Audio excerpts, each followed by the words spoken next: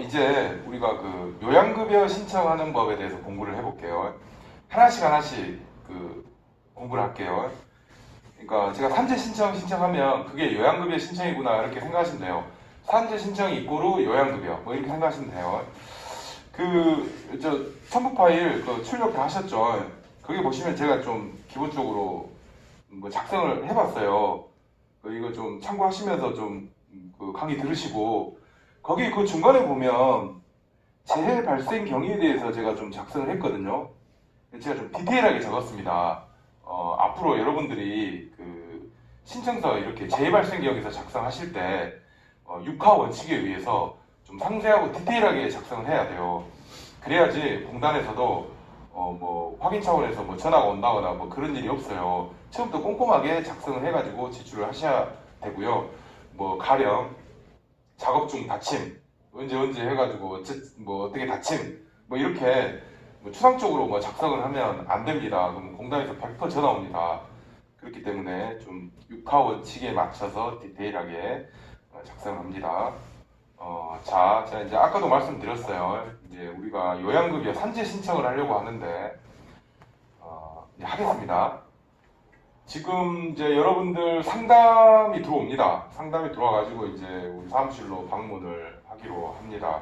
그래서 어떤 분이 찾아와가지고 산재 신청을 하려고 하는데 어떻게 해야 됩니까? 그리고 일을 좀 맡겨서 하고 싶습니다. 이렇게 얘기를 해요. 그러면 여러분들은 이제 기본적으로 상담을 하겠죠. 상담을 할 때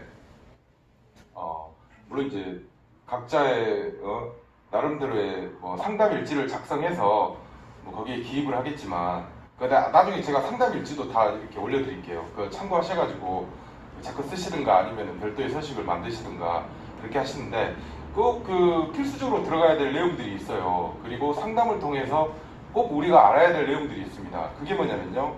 자, 이제 상담이 들어왔어요. 상담을 하는데 자, 산재 신청에 대한 상담이에요. 어떤 점이 궁금하십니까? 라고 물어봐요. 그러면서 기본적인 인적사항을 당연히 다 알아야 되고 그리고 사고가 어떻게 났는지 재해 발생 경위에 대해서는 확실하고 정확하게 알고 가셔야 됩니다. 왜냐하면 우리가 최초의 산재를 신청하는 거잖아요. 그렇기 때문에 이 재해 경위에 대해서는 우리는 정확하게 알고 있어야 돼요. 그 부분을 절대로 놓쳐서는 안 되고 그리고 이제 또 아셔야 될 내용이 뭐냐면 어디를 다쳤는지 정확한 병명을 아셔야 됩니다. 이 병명을 아셔야 되는 건 뭐 당연한 건데 왜 이게 이제 중요하냐면 이 병명을 알아야 우리가 나중에 이게 산재가 될 수 있는 병명이구나 아니구나를 판단을 할 수 있고 후에 이 병명으로는 장애가 남겠구나 안 남겠구나 이런 판단을 할 수가 있어요. 그리고 그런 판단을 할 수 있으셔야 돼요. 물론 지금은 안 되시겠지만 제 강의를 다 마스터하시고 이제 그 정도의 판단력은 가지고 계셔야 됩니다. 그래야지 우리가 이 사건을 수임을 할 것인가 말 것인가 아니면 단순히 상담해주고 뭐 끝낼 것인가 아니면 서류만 작성해주고 끝낼 것인가 이렇게 이제 수임의 방향을 결정을 할 수가 있거든요. 그래서 병명은 정말 중요하다라는 것을 말씀드리고 싶고요. 이건 상담을 통해서 아셔야 되는데 이제 환자들도 내 병명이 정확히 뭔지가 모를 수가 있어요. 그럴 때는 진단서나 뭐 소견서를 요청하셔가지고 그 내용을 우리는 확인할 필요가 있고 그리고 또 하나 중요한 게 이 근로자 임금 수준이 얼마인지를 우리는 알아야 돼요. 왜냐하면 산재는 이제 나중에 이제 평균 임금에 대한 개념도 공부 다 할 텐데 모든 보상의 기준이 되는 게 뭐냐면 평균 임금이에요. 평균 임금이라는 것은 말 그대로 쉽게 얘기하면 그냥 뭐 평균적으로 받은 임금이잖아요. 이제 계산하는 방법이 있어요. 법에는 뭐라고 나와 있냐면 뭐 이를 산정할 사유가 발생한 날 이전 직전 3개월 동안 뭐 받은 총 임금을 해당 일수로 나눈 금액을 평균 임금이라고 하거든요. 제가 말이 너무 버벅거렸나요? 하여간에 이제 평균 임금이라는 개념이 있습니다. 그걸 알고 있어야 나중에 이 사람이 휴급을 얼마나 받을지 장애가 뭐 예를 들어서 결정이 되면 뭐 얼마의 보상금이 들어올지를 우리가 계산할 수 있습니다. 그래야 우리도 그걸 알아야 내가 10%를 할 것인가 15%를 할 것인가 10%를 했을 때 수입료가 얼마나 될 것인가 뭐 이런 것들을 우리가 알 수 있잖아요. 그래야지 이 정도 수입료면 내가 해볼 만하다 아니다 라는 또 판단도 쓸 수 있고 수임을 할까 말까 이런 결정을 할 수 있는 거니까 변명과 평균임금은 정말 중요하다. 반드시 알고 가야 되는 사안이다 라는 것을 강조를 좀 드리고 싶습니다. 일단 이제 그렇게 우리가 다시 돌아와서 이제 상담을 합니다. 그래서 그런 내용들을 다 파악을 했어요. 그래서 약정까지 합니다. 약정은 어떻게 하냐면 그 제해경이 거기 보이시죠? 이 사람은 5m 높이에서 추락을 했어요. 상해잖아요. 상해는 산재가 뭐 애지간한 뭐 특별한 경우 아니면 90% 이상은 그 승인이 돼요. 이게 이제 산재 승인 여부가 중요한 게 아니에요. 그 과정, 절차, 그리고 장애가 중요한 거니까. 이런 경우에 약정을 할 때는 뭐 산재 승인 되면 얼마 주십시오 라고 하시면 안 돼요. 그렇게 약정을 하시면 안 되고 아까 제가 말씀드린 대로 변명과 어떤 임금 수준을 알아가지고 장애에 대해서 그러면 제가 일 처리 다 봐드릴게요. 저희하고 약정을 하시고 그러면 장애에 대해서 몇 프로를 하시게요. 장애 등급에 대해서 10%, 15% 이렇게 수임료를 받겠습니다. 그러면 죄송합니다. 그러면 이제 그 우리 제자 입장에서도 고객 입장에서도 당장에 돈이 안 들어가니까 좋죠. 나중에 이제 장애 끝나고 나서 수임료 주면 되니까. 그래서 약정이 이루어지지 않을 이유가 없어요. 무시간하면 뭐 이루어집니다. 그렇게 이제 약정을 해야 될 것 같고 상해니까요. 다만 이제 최초부터 우리가 진행을 하기 때문에 손이 많이 가요. 더군다나 이제 막 이것저것 뭐 서류 뭐 제출해야 되고 뭐 해야 되고 그런 거 복잡하니까 그냥 다 알아서 좀 해주십시오 하는 그런 고객들이 있어요.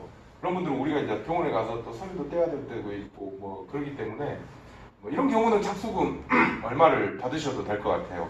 제가 예전에 착수금 얼마 뭐 받아야 될지는 뭐 말씀드렸죠. 참고하셔가지고 이렇게 받으시면 될 것 같고. 그래서 이제 내용 다 파악해가지고 우리가 이제 약정도 했고 이제 앞으로 산재 신청을 하려고 준비를 합니다.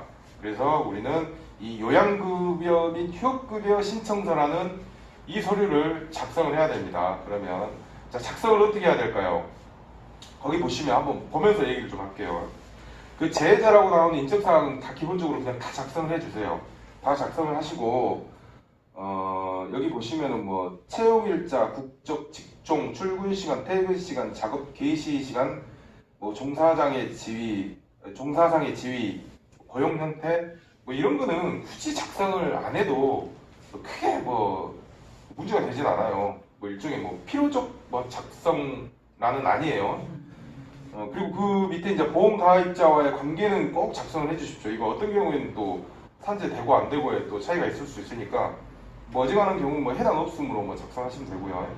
그리고 그 밑에 요양란에 뭐 보면은 이제 뭐 신청 부분에는 뭐 최초로 들어가는 서류면은 최초 요양 뭐 이렇게 작성하시면 되고 그리고 뭐 출퇴근제면 출퇴근제 체크하고 최초 요양 체크하고 출퇴근제 체크하고 다시 요양을 하는 거면 재요양 뭐 이렇게 하시면 돼요. 이건 뭐 최초 요양 이렇게 작성하시면 될 것 같고 그리고 사업자 관리번호는 우리가 이제 뭐 알기가 힘들어요. 그러니까 굳이 작성 안 하셔도 됩니다. 그리고 사업장명은 뭐 다 알겠죠. 뭐 물론 건설업 같은 경우는 모르는 경우도 있지만 그래도 작성해주고 사업주는 모르면 안 적어도 되고 몰라도 이제 연락처는 필히 적으셔야 돼요. 특히 건설업 같은 경우는 원하청 관계에 있기 때문에 나를 채용하는 사람이 원청사가 아닐 확률이 굉장히 높아요. 다 하도급업체 직원들이 막 다친단 말이에요. 그렇기 때문에 원청사가 어딘지도 모르는 사람도 있어요.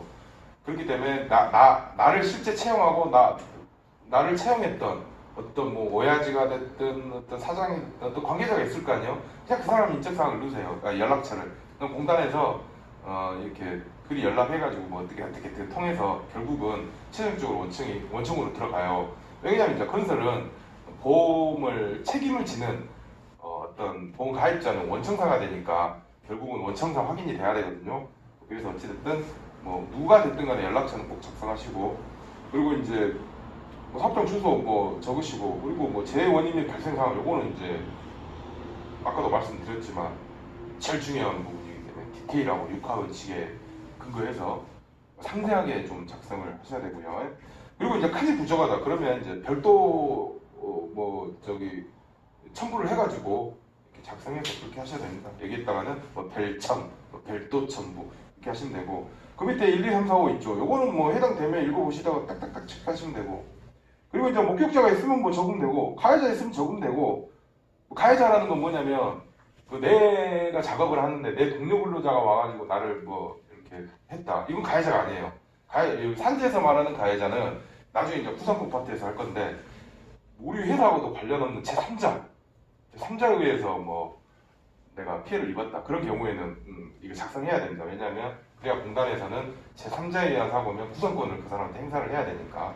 그건 이제 나중에 또 할게요. 어쨌든 있으면 적고, 의료기관 이거는 뭐야? 재해 발생 후 현재 요양 중인 의료기관 전, 내가 지금 현재 어떤 병원에서 치료를 받고 있어요. 산재 신청을 여기서 넣었어. 근데 나는 여기 병원 전에 뭐 한두 군데 거쳐갖고 왔어요. 잠깐. 그럼 거기서 어찌됐든 쓴 비용이 있을 거 아니에요. 그리고 거기에 초진에 대한 기록이 있을 거 아니에요. 예를 들어서 내가 회사에서 다쳐가지고 뭐 119를 불러가지고 가장 가까운 인근 병원으로 가가지고 응급처치를 했어. 근데 거기서는 우리는 수술 안 되니까 큰 병원 가고 싶죠, 이런 경우가 있거든요. 그랬을 때 초지는 그쪽에 많이 있을 거 아니에요. 그러니까 그 병원도 있으면 적어주시면 좋고요. 그리고 이제 밑에 체형은 나중에 뭐 체형 파트에서 하면 되고, 관련된 거 적으면 되고요. 그리고 이제 뒷장 봐보시면 휴업급여라고 있습니다. 우리가 휴업급여는 이렇게 그 산재 신청할 때 같이 산재 신청도 해주시고, 만약에 된다면은 휴업급여도 바로 지급해 주십시오라고 할 때 같이 체크해가지고 이렇게 신청을 하는 경우가 있거든요. 그럴 때 이제 작성을 하는 건데, 이제 저 같은 경우는 같이 안 합니다. 왜냐하면 산재 승인되고 나서 제가 따로 휴업급여를 청구를 해요. 그건 왜 그렇게 하는지 휴업급여 청구 파트에서 말씀드릴게요. 이제 이거 굳이 작성하지 마시고, 그리고 그 밑에 다른 보상이라고 있죠. 여기에 보면은 뭐 본 재해와 동일한 사유로 민법 기타 법령에 따라 뭐 이런 내용이 있죠. 뭐 사업주가 됐든, 대부분이 사업주가 될 텐데 근본 사고로 어딘가에서 뭔가 돈을 받았다면 무조건 체크하셔야 됩니다. 만약에 이거 체크 안 하시고 회사에서 뭐 월급 받은 게 있어요. 근데 이거 체크 안 하고 내가 뭐 휴업급여 청구해가지고 또 공단에서 돈을 받잖아요. 그럼 나중에 이제 부정수급 관련해가지고 뭐 이중수급 뭐 이런 관련해가지고 나중에 대익징수를 당한다거나 뭐 형사고발 조치가 된다거나 아주 복잡해지는 경우가 있어요. 그러니까 내가 어찌됐든 그 누구로부터 이 산재건으로 보상을 받았다면 무조건 체크하시고, 그 밑에 언제 얼마를 받았는지 이렇게 작성을 하시고요. 그리고 뭐 그 밑에 보면 뭐 직장복귀 뭐 이런 거는 뭐 크게 의미 안 두셔도 돼요. 작성 안 하셔도 됩니다. 그 밑에 공통이라고 있죠. 이건 개인정보에 대한 동의서인데 그냥 동의하시고 뭐 이름 쓰시고 사인하시면 되고.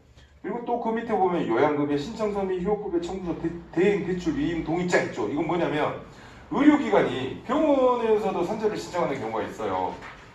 그런 경우에 이제 체크를 하는 거니까, 만약 우리가 수임을 해가지고 제출할 때는 굳이 이거를 받을 필요는 없습니다. 아시겠죠?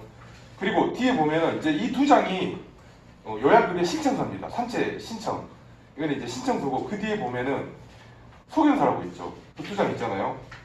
요거는 의사가 작성하는 거예요. 의사가 이제 병명 적고 어떻게 왔고 이런저런 뭐 어떤 치료를 어떻게 했고 수술했고 안 했고 이런 것들을 적어주는 건데, 이 네 장이 하나 둘 셋 네 장이 산재를 신청하는 기본적인 필수 서류입니다. 우리가 산재 신청할 때 신청서를 작성을 하고 의사 소견서를 받아야 돼요. 이 요양급여 신청을 할 때는. 근데 일반 소견서를 받으면 안 되고, 지금 이것처럼 산업재해보상보험 소견서라는 근로복지공단에서 사용하는 소견서가 있어요. 이 서식에 반드시 작성을 하셔야 돼요. 그냥 뭐 일반 소견서 받아다가 제출하면은 안 됩니다. 아시겠죠? 필히 이 소견서에 받으셔야 되는데, 이런 소견서들은 의사가 작성하는 거고, 우리가 산재를 이제 이 요양급여 신청을 하려고 해요. 그러면은 이런 신청서들이야 우리가 작성하면 되잖아요. 그러면 이 소견서를 어떻게 확보를 해가지고 어떻게 제출해야 되는지 알고 있어야 될 거 아니에요. 보통 이 소견서는 우리가 가서 받을 수가 없어요. 무조건적으로 본인이 있어야 됩니다. 가족이 가서 남편이 다쳤는데 배우자가 가가지고 나 산재 신청하려니까 이거 안 됩니다. 무조건 그 병원을 가셔야 되는데 의사를 만나야 돼요. 근데 이게 또 보면 산재라는 게 되게 참 그 유동적이에요. 어떤 경우에는 이렇게 하고 똑같은 일인데도 어떤 경우에는 이렇게 해야 되고 어떤 경우에는 이렇게 해야 되고 조금 그런 좀 되게 좀 사안에 따라서 좀 그 차이가 좀 있어요. 그런 부분들을 좀 다 알고 계셔야 되는데 참 그런 면에서 참 산재가 보면 되게 복잡하고 좀 까탈스럽고 어렵다는 생각이 들어요. 딱 어떤 규정이 있어가지고 이대로만 하면 되는데 어떤 병원에서는 이렇게 하고 사안에 따라서 막 달라버리니까 또 담당자에 따라서 약간의 또 그 처리 방식이 다르니까 조금 애를 먹는 경우가 좀 있거든요. 이제 그런 부분들은 여러분들 일을 하시면서 적응을 좀 하셔야 됩니다. 그런데 이제 전체적인 틀에서는 뭐 다른 건 아니니까 규정 자체가 다르진 않을 거 아니에요.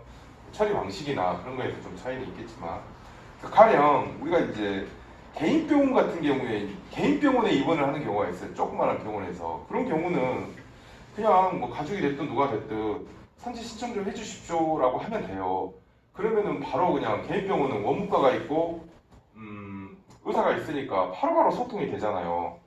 그 업무 자체가 이렇게 직무가 이렇게 따로따로 이렇게 분리돼 있진 않아요. 병원에 가면은 원무과장이 있잖아요. 원무과장이 뭐 산재 업무도 하고 뭐 자동차 보험 업무도 하고 기타 행정 업무를 다 합니다. 그래서 그 원무과장한테 얘기를 하면 또 의사한테 바로 또 소견을 요청해서 받아서 또 병원에서 이렇게 신청을 해주는 경우가 있어요. 그런데 좀 그 병원이 큰 병원들이 있어요. 그 종합병원급 이상 되는 병원들, 대학병원은 그 산재를 또 전문으로 담당하는 또 담당자가 있어요. 해당 과가 있어요. 거기는 시스템이 되게 복잡합니다. 여러분도 아시겠지만 이 대학병원 다 가보셨죠? 대학병원 가면 그 진료부터 해가지고 접수 받기까지 얼마나 복잡하니까 대기 시간 기본 30분 1시간에 분명히 우리는 여기 1층에서 접수했는데 또 해당 과 가면 또 뭘 접수하라, 또 비용은 저기에서 납부하고 와라, 기록지는 또 신청을 해놓고 또 저기 가서 하고 와라. 얼마나 복잡해요. 그 은근히 좀 짜증나거든요. 뭐 하여간에 좀 대학병원은 소견서도 좀 늦게 나와요. 그래서 가령 환자가 병원에 입원해 있다 그러면 입원해 있으면요 환자한테 의사들이 오전에 회진을 돌잖아요. 그러면 내가 산재 환자니까 산재 소견서 하나를 빨리 적어주십시오 라고 얘기를 하는 겁니다. 의사가 오면 의사한테 직접적으로 이 서류를 주라고 얘기를 하세요. 그렇지 않고 뭐 간호사나 저기 산재 담당하는 사람한테 가가지고 뭐 의사 소견서 좀 써주십시오 하잖아요. 그러면 그 산재 담당하는 사람은 의사한테 받아오십시오 이래요. 큰 병원들은, 대학병원들은 거진 다 그래요. 그리고 물론 이제 뭐 지역에 따라 뭐 좀 차이가 있을 수는 있지만 대체적으로 그럽니다. 그리고 이제 간호사한테 요청을 하면 간호사도 결국은 산재 담당한테 얘기를 한다든가 아니면 그 간호사가 뭐 의사가 오면 의사한테 준다든가 뭐 이러거든요. 물론 어떤 경로로든 들어가요 의사한테. 왜? 소견서는 의사가 최종적으로 어찌됐든 써야 되니까 어찌됐든 들어가는데 시간이 오래 걸려요. 여러분들이 이제 그 산재 뭐 상담하고 일 진행하다 보면 입원 기간 중에 퇴원하기 전에 산재를 빨리 내줘야 될 때가 있어요. 그런 경우에는 하루하루가 되게 중요하잖아요. 빨리 산재를 승인받아야 그것도 하나의 우리의 또 능력이 될 수 있거든요. 그러니까 이제 저 같은 경우는 일을 할 때 병원에 계신 분한테 산재 신청을 요청할 때는 우리가 뭐 의사 만나서 소견서를 받을 건 아니고 병원에 계시면 이 서류를 서식을 이거를 띄어다가 이 소견서 있죠, 2장 소견서를 환자한테 줍니다. 요거 가지고 계시다가 아침에 병원에 그 의사가 회진 돌면 이거 서류 주십시오. 이거 좀 얼른 작성해 주라고, 나 산재 신청해야 되니까. 그러면 이제 물론 의사가 바로 뭐 옆에 있는 간호사나 뭐 이렇게 어떻게 줘가지고 뭐 어째 뭐 얘기를 할 거란 말이에요. 그러면 좀 빨리 소견서가 와요. 그렇게 하시는 것도 하나의 뭐 방법이라고 생각이 들고요. 그리고 아까 말씀드렸지만 산재 신청은 본인이 원칙인데 우리 쪽에 이제 위임을 해주셔가지고 우리가 작성하면 우리가 이제 작성해가지고 제출을 하잖아요. 근데 이제 병원에서도 산재 신청을 할 수 있습니다. 병원에 이제 뭐 원무과에 산재 담당하는 사람이 있는데 그 사람들이 그 근로복지공단하고 병원은 업무 협약이 맺어져 있어가지고 근로복지공단 토탈 서비스라는 그런 그 정보통신망이 있어요. 전산 프로그램 같은 거거든요. 그걸 통해서 이제 뭐 각종 뭐 신청이니 뭐니 의사소견이 이렇게 보내요. 그러다 보니까 병원에서도 산재 신청을 하는 경우가 있습니다.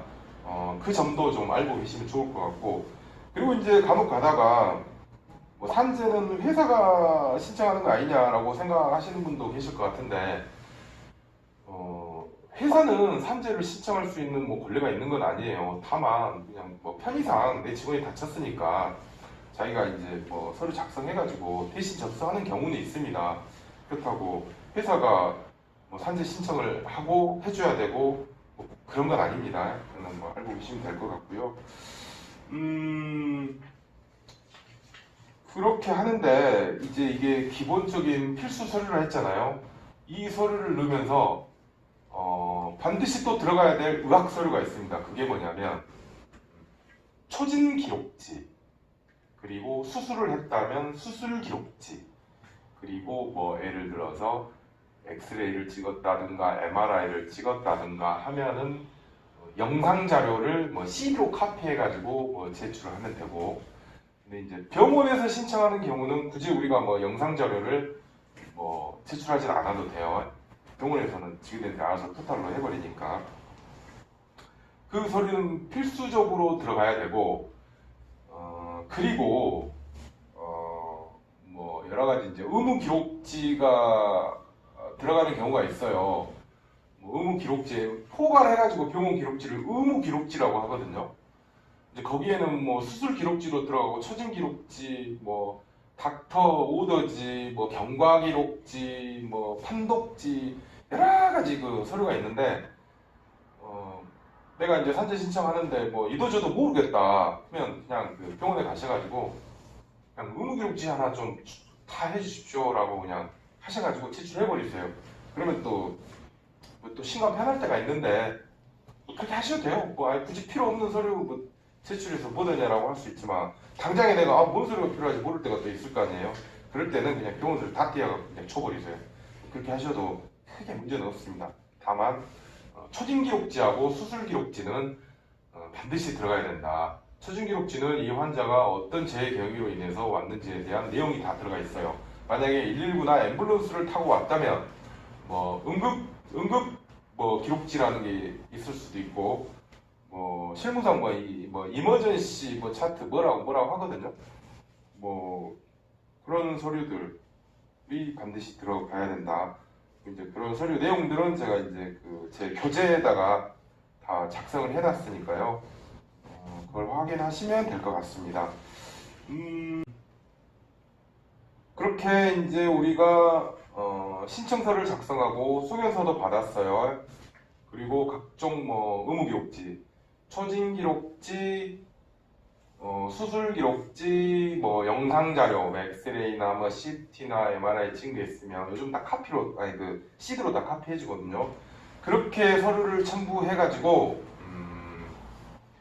근로복지공단에 접수를 합니다. 접수를 하는 방법은 직접 가서 제출을 하셔도 되고 우편으로 접수를 하셔도 되고 퀴포 내셔도 돼요. 그렇게 하셔도 되고 팩스로 하셔도 되는데 보통 이제 그 영상 자료 때문에 팩스는 좀 뭐 하기가 그렇고, 그리고 소견서 같은 것도 원본으로 들어가는 게 좋으니까 가급적 팩스는 이용하지 마시고 우편 접수 내지는 직접 갖다 제출하는 시면 될 것 같아요. 그렇게 접수를 하게 됩니다.